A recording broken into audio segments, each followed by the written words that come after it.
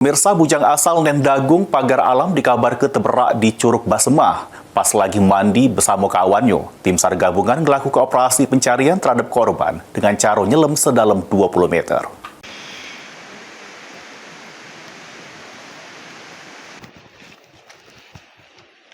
Muhammad Aziz Sahir, 16 tahun, bujang asal Nendagung dikabar keteberak di aliran sungai Curug Basemah, Pagar Alam, Sumatera Selatan. Kejadian bermula pas korban bersama ke-8 kawannya mandi di curug. Tiba-tiba korban terseret arus hingga terberak. Kawannya yang selik korban langsung berusaha nyelamat ke korban. Namun sayang, upaya tersebut gagal. Tim SAR gabungan dari Basarnas, TNI, Polri, Damkar, BPBD, sama masyarakat setempat langsung melakukan upaya pencarian terhadap korban.